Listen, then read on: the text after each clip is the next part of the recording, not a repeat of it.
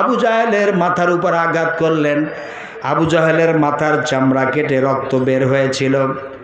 আমার ভাইয়েরা, আল্লাহ রাসূল সাল্লাল্লাহু আলাইহি সাল্লামের কাছে এসে হযরতে হামজা রাদিয়াল্লাহু তাআলা আনহু সান্ত্বনা দিচ্ছিলেন যে মুহাম্মদ, তোমাকে যে মেরেছে আবু জাহেল, গালাগালি করেছে, আমি তো তার প্রতিশোধ নিয়ে এসেছি।